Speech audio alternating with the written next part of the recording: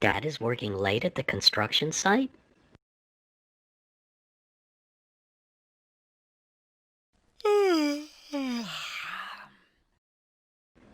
He said this morning he may have to.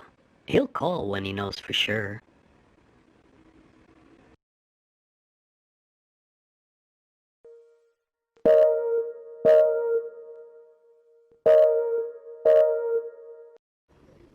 Hello? Yes, Janet, listen. Tell Mom and Dad I won't be home till sometime this evening. Okay, what's up? Wow, check it out. Mr. Descartes, he talked to me after gym class this morning, and he asked me if I could stay after school this afternoon to give another presentation of the treatise, the one I gave to the biology class. He told me he'll have people from faculty there, from the math, English, philosophy, and science departments of Longinus in attendance. I know. Descartes told me Miss Wattels was totally impressed with my presentation.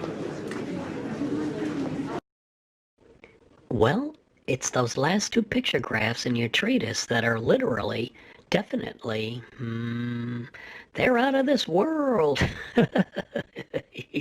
Yep. I'll have to concur with you on that one, Jan. Rockin' 'em. Yep. Okay, class. Today we'll be having another student presentation, this time from Kurt Soldier. The semester ends in a few weeks, so if you want to receive extra credit consideration for your presentation this semester, let me know so I can schedule you for class time. Kurt has a lot of material to bring to your attention now, so if everyone can hold their questions for later, there should be time for discussion after he's finished. Kurt, if you're ready then.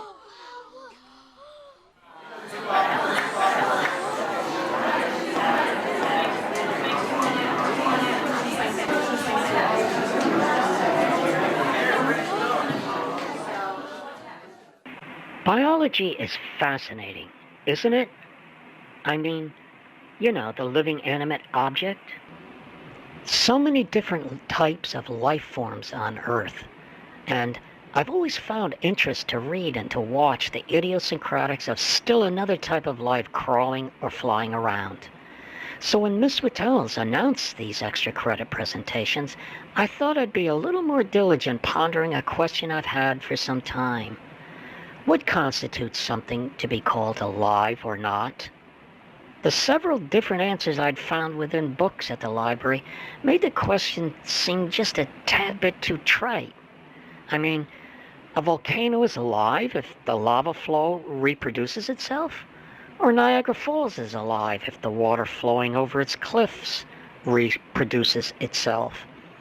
A cloud in the sky is alive if it can reproduce itself? Any type of thing that is able to store and manipulate energy can also be considered to be alive? Well, yeah, in a sense, all those things are alive.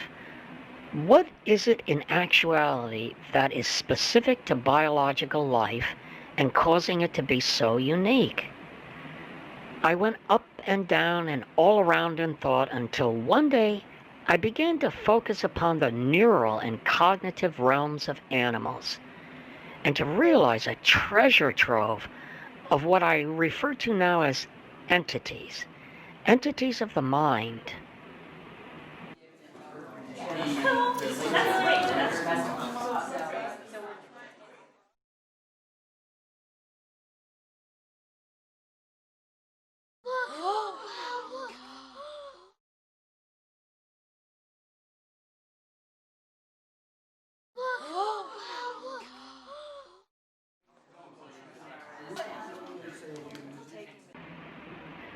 Starting with these first two parameters of pain and joy upon this Cartesian graph, I will eventually lead up to and make references to every known form of life on Earth, starting from the one-celled animals and on to humans. Think of the animals in this first graph grouping the single-celled organisms such as plankton, bacteria, and viruses. Biological systems causing senses of pain and joy appear to be ubiquitous, not just within one-celled animals, but within the cells of organs of most all animals. Now, the words pain and joy are words one utilizes when referring to life forms possessing a nervous system. All other forms of life without a nervous system, I would be more correct utilizing words such as stress and symbiotic relationships. These words and phrases, and others I'll bring up in a moment, are interchangeable depending on the context. Are you talking about a large animal like a pterodactyl, a pterosaur, or some type of living thing that can only be seen under a microscope? Question. Sure, pain and joy do things to cause behaviors with the animals possessing a nervous system. Okay, sure, and now, just now thinking about it, a plant or a microscopic bug is stressed when a lot of volcanic ash and heat begins to surround them for a length of time. Yeah, okay, that's pain. And when an algae bloom forms, it must be an awfully joyful environment for those one-celled microscopic bugs to float into and be inside of at the moment. Okay. Pain and joy are generic terms. That's what you're saying. Symbiotic relationships, by definition, has both animals in some way benefiting metabolically by the association. But how do you know all animals in a symbiotic relationship are now happier, or joyful, as you say, this way than the way they were before? Well, I suppose after seeing enough videos and reading enough books about these symbiotic animals, I psychoanalyze their situation and to imagine what their disposition must be, or is. Like the fascination the koala has for eucalyptus. It isn't symbiotic here with the koala and eucalyptus, though I can't help but imagine the koala sure does seem to enjoy the stuff. Same with the panda and bamboo. Uh, they both just behave like they really enjoy the stuff, don't they? It's all they eat. It's a simple observation of mine, I suppose, like as if I'm watching them while they're eating a bag of popcorn, and I just know that they enjoy eating a bag of popcorn at the moment. Just an observation and then simple inductive thought. I mean, they're not like acting frantic or hysterical after being stung by a bee while eating the popcorn, right? Suppose, interrupting, class, I'll simply ask all of you now to hold your questions until later. It's important you follow the train of thought. Trust me, you are in for a treat at the conclusion of this presentation. Kurt has rendered the final Cartesian graphs into a novel and a most spectacular perspective. Rene Descartes would be proud, I'm sure. Wow. Thanks for saying that, Miss Wittels. Okay, where was I? Oh, yeah. So I want you to think of these entities of pain and joy, stress and symbiosis, as both signals and the responses or behaviors of an animal as it attempts to maintain homeostasis. I don't totally understand this biology of homeostasis, so I can't delve into it too deep.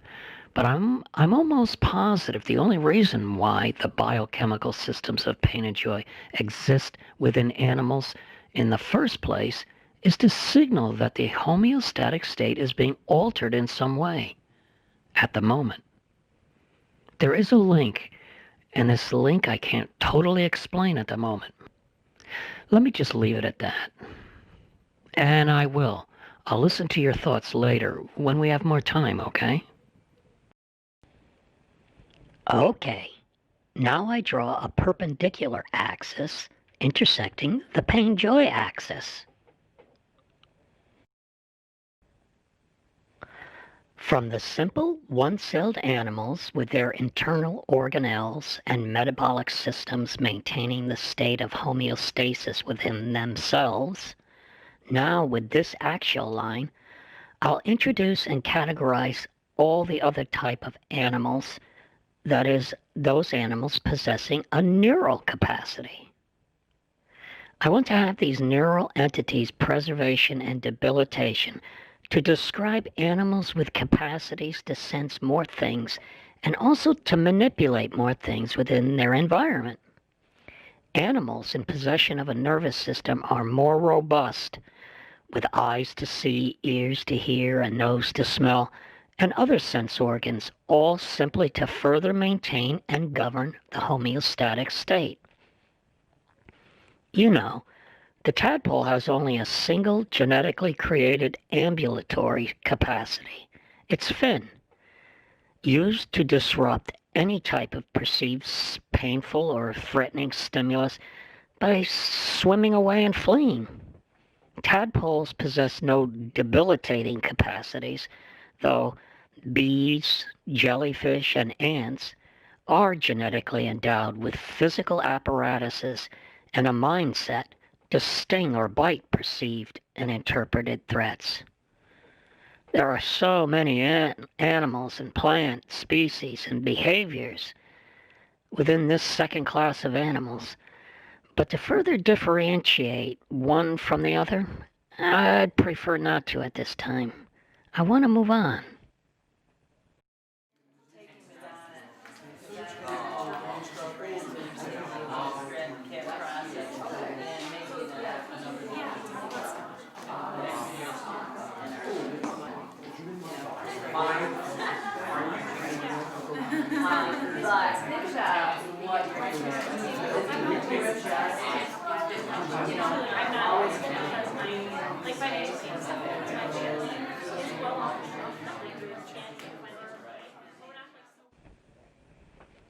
Again, a genetic code creates a more sophisticated neural capacity than the previous preservation debilitation class of animals. The brains of these type of animals have the capacity to bring a state of cognition unto themselves, in conjunction with whatever behaviors are also wrought to them through instinct. You know, beavers build lodges, birds their nests. The spider constructs an intricate web design. Animals of this class have an even more sophisticated nervous system for the gathering of information about the environment and then to respond to whatever painful and or joyful condition it perceives is within the environment. Remember that all these genetically created nervous systems exist only to further maintain the physical metabolic constitution of the animal within the bounds of homeostasis. And again, way too many animals with their unique sensory and behavioral characteristics for me to make mention of now.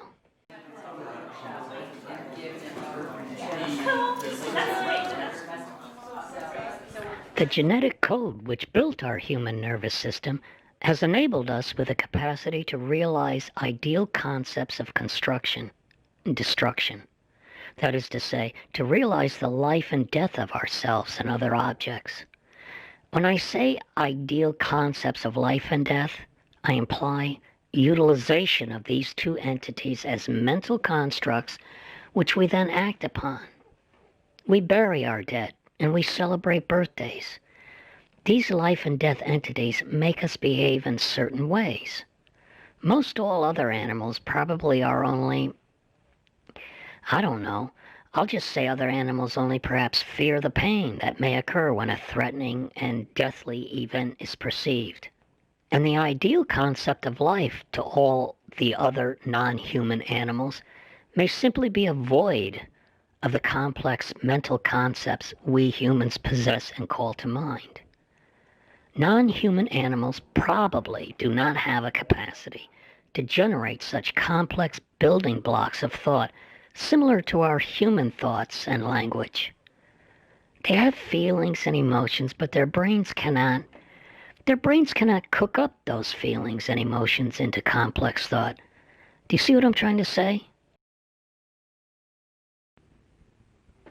The languages of certain animal species would be a measure of their capacity to generate simple or complex concepts and then express into thoughts through sounds and behavior, I suppose. Yes, to us humans, the ideal concepts of life and death trigger the mind of the sage and the hapless soul to ponder both the nobler and the diabolical type of thoughts. Constitutions and laws are pondered and administered, war is thought of and prosecuted, and God is thought of as a perpetual and unending life concept, forming a balance in the mind to that unending permanency and the gloom and doom entities of thought with death.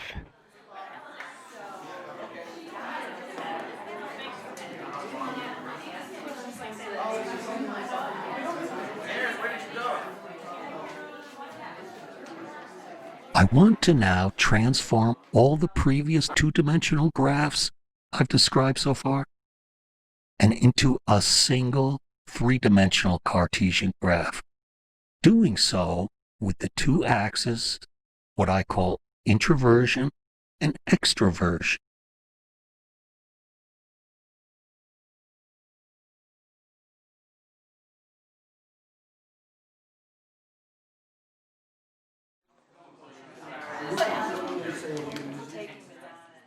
And with this three-dimensional Cartesian graph, I am now able to utilize 8 quadrants instead of only the 4 quadrants from a two-dimensional graph. Half of the 8 quadrants of this 3D Cartesian represent the introversion domain pertaining to all of the entities generated within the mind of an animal. The 4 remaining quadrants belong to the extroversion domain and pertain to any type of behavioral responses of an animal within its environment. I define these 4 quadrants of introversion as that volume of space inside an animal's brain. Let me define the concept of introversion this way. Everyone simply close one eye and now focus towards me for a moment or two. And then, as best you can, refocus to clarity upon your nose to the side of your face. Okay, now again, refocus upon me for another moment or two. Perhaps look around the classroom for a spell and then return your focused, single eyesight and attention back towards your nose. And now go farther back and inside to that dark area that is behind your nose. This dark area you have now entered inside of and situated your focus of attention upon. This area is what I refer to as introversion. And it is a physical space within this universe, is it not? It's a place no one else or no other thing besides you can go inside of. You are all alone inside this realm of introversion. And I'm at a loss for words now, simply describing yours and my existence now at this moment as some neurologically created thing in the back of your eyes.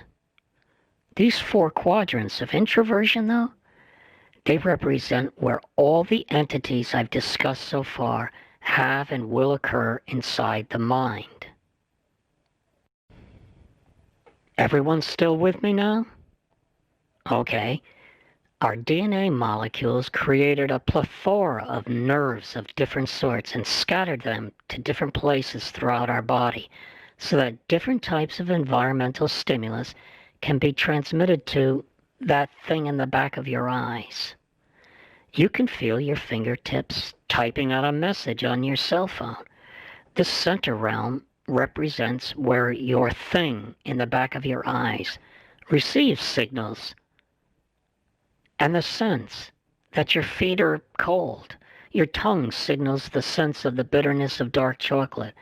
Signals are transmitted, and you can actually feel your hair hurts. That was funny. So funny, I forgot to laugh. Okay. So all the neural extensions extruding from a brain to the outer appendages of an animal's body define what this juncture, this center realm here of 6 axes, is all about. And now, extroversion will be defined as the realm where every other thing outside of the introversion mind realm exists. From microbiota on your skin out onto the farthest distances of space and time within this universe. All this realm of entities defines the 4 quadrants of extroversion.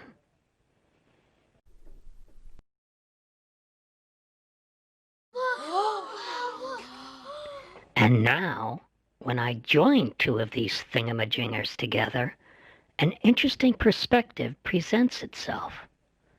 Take a moment, 10, 15 seconds or so, to fathom what is contained within each of these 16 quadrants and how each quadrant melds to each adjacent quadrant. So I have discovered a range of parameters from all animal life on this good earth of ours, and then mapped these entities, these parameters, to a domain represented by these Cartesian graphs. The complete metaphysical reality transcribed into a mathematical framework. Look at what I discovered. Pretty cool, huh? Each one of these 2 thingamajinger graphs, when joined together like this, convey a social event. Perhaps between 2 people, or between a person and an animal of some kind, or one graph represents a single person and the other graph represents a crowd of 2 or more. Amazing perspective, huh? Totally cool. Anyone with thoughts for the existence or the non-existence of a creator God? I pose this question to ponder. Did I discover some type of tool of the creator now? A tool the creator monitors all life forms in the universe with. Monitoring is the word now if you want to put your psychologist cap on and psychoanalyze the creator a little bit, you know? What do you think?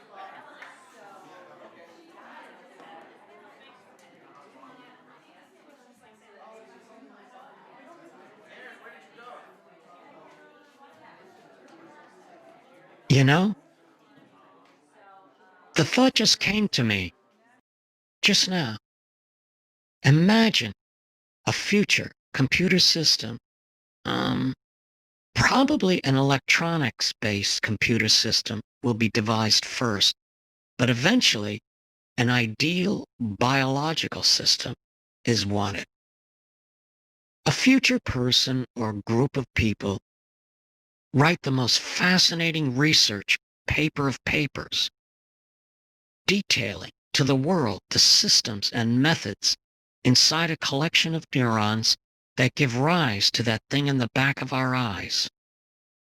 And then, most definitely, other papers will be written perfecting this initial discovery of the secrets of cognition, eventually and causing us humans to create a brand new life form with cognition and volition. As these future people learn what works and what doesn't work to function a state of cognition into existence, well, probably at first this new life form will have a cognition similar to what a praying mantis, a puppy, or a kitten utilizes to maintain homeostasis. And to imagine, created with human mind and hand. Wow. I mean, what is the creator monitoring? The very first brand new form of life on this good earth will possess a capacity for cognition and volition less robust compared to our own human cognition. But cognitive it is, and it's a total and completely new species of life on this earth.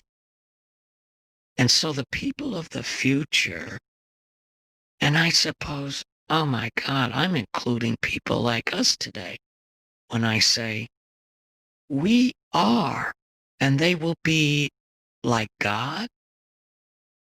We will have created life too, in a different way, but just like God did by creating DNA molecules and then sprinkling them inside the universe. Holy catfish. I'm done. I'm done here. I don't want to talk about it anymore. I want to go think about things for a while.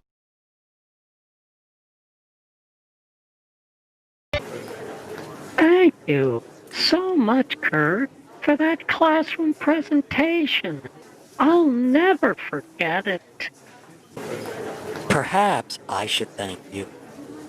It was you that got me thinking about doing something for extra credit.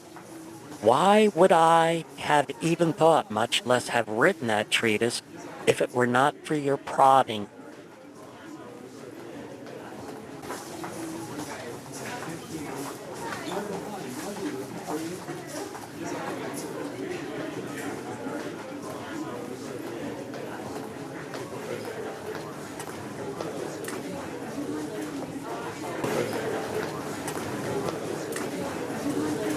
Hey, soldier dude, that was heavy duty.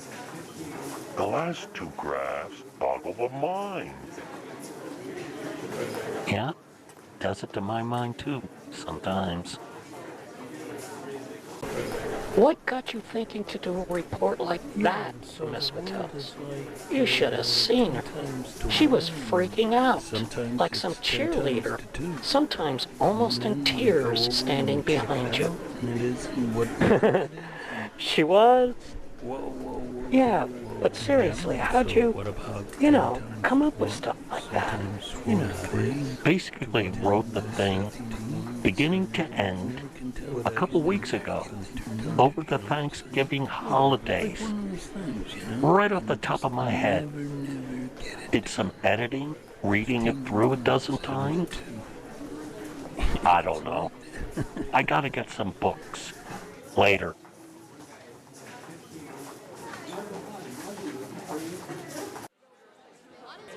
And so, when I'm viewing any single three-dimensional graph and whatever animal I imagine it represents at the moment, it's as if I'm really close up and right next to the graph. Like as if I could almost touch those lines with my hands. Though whenever I view two graphs together, it's as if I'm viewing those two graphs from farther away, like from another room, peering at them as if through a glass wall, looking at those two graphs sort of like from another universe or something. Maybe you were like God when doing that.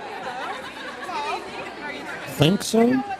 Sounds like it to me, you know? Soldier, you have any ideas how to make a sense of pain and joy? On a chip, I mean. I have thought about that a bit. I'll put it into words as best I can. You have to realize that in the Terminator movie, all of the machines have no capacity to sense the environment and then to signal a pain or a joy to their master chip, to that thing in the backs of their eyes. So to mimic biological cognition, one has to design most every component of the machine, like their arms and legs, their fingers and toes, with the capacity to sense the environment, and then these components have to be able to transmit signals of pain and joy to the master chip.